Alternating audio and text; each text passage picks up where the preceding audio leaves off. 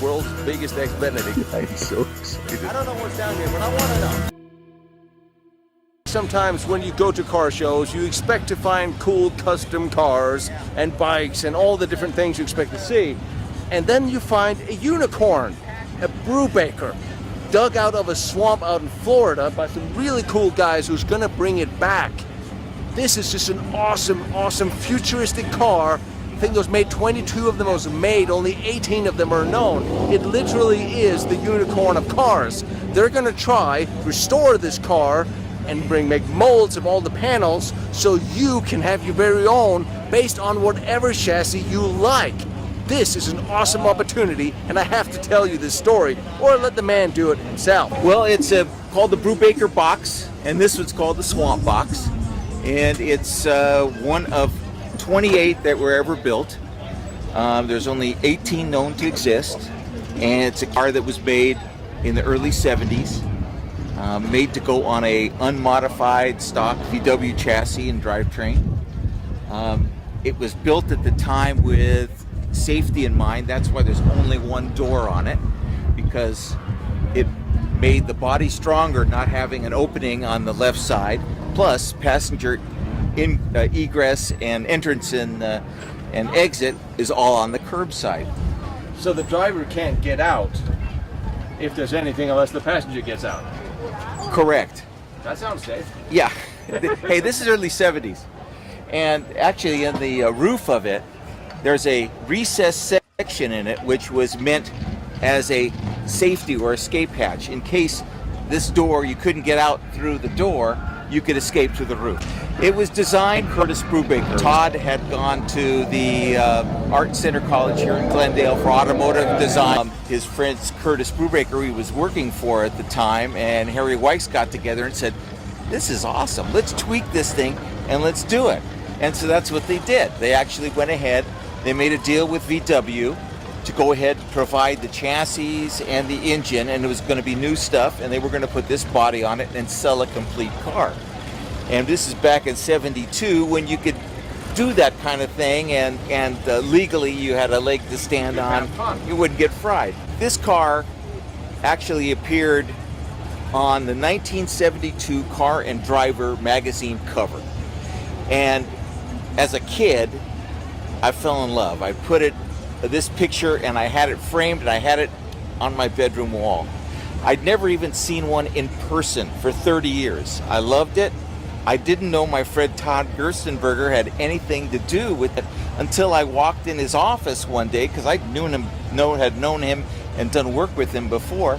And I walked in and saw the poster on his wall. I went, "What are you doing with a poster of my dream car on your wall?" And it was cool. I finally saw one 30 years after I saw the car cover. I still was in love and became obsessed with finding one. This one we found out about, and a guy had seen the car at his friend's place, didn't know what it was, and inquired, finally got around, and it was decided what it was, and we kind of talked back and forth. But the problem was, he really didn't want to sell, didn't know what it was worth, and about 50 other people were in line trying to buy this thing. Everybody wanted this because it's a unicorn. Yeah. Nobody's seen one. So finally, I was able to convince this gentleman that, we were for real, and we weren't allowed to find out who the actual owner was. We had to deal through this guy as an intermediary. There was no deposit. It was really a very, what's the right word? It was a leap of faith that we took. We just said, let's get on the airplane, and my partner and I, Dale, we hopped out to Florida, met somebody, got stuck out in the sand, drove for miles and miles into the backwood. We were waiting for the Deliverance banjos to play as we went into the guy's place. Wonderful guys, by the way. Fantastic guys. Good friends. It was behind the guy's house, and it had been swallowed by the swamp.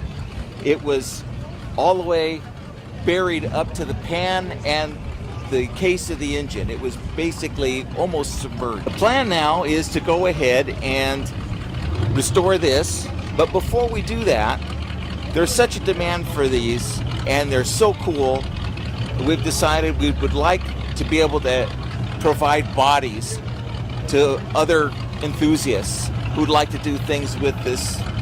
I mean, so we're planning on making bodies available so that they could go on the stock VW chassis. So if somebody wants to do a 4x4, they can put it on a Jeep Wrangler chassis, or if somebody wants to do something real contemporary, they could put it on one of the EV battery-powered electric platforms. And this thing lends itself well to all that. And even though it's designed 50 years ago, I mean, look at it. What looks like this? I mean, it's still contemporary. Now, if you notice, there's a small sunroof in the front here. And there's a specific reason to cut a sunroof so that you could see out the roof to check out this traffic signal. I can see that. You get it restored with the shag carpeting, right? Oh, come on, it's got to have that. Or I think it's actually fur. Creative way to do this, and the way we want to get others involved and get enthusiasm from the general public, is we want to do a Kickstarter crowdfunding campaign to go ahead and restore this and help create the molds so that we can go ahead and offer those to people. And that's very true to the roots of the car, isn't it? Like the grass roots and the shag roof. Yeah.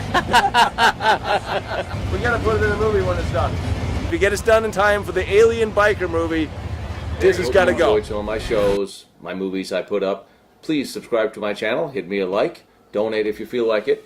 And if you have any suggestions of things you'd like me to go, see, do, film, talk about, drop me a note down below and I will follow up as soon as I can and do whatever I can to keep you guys entertained. Have a great day.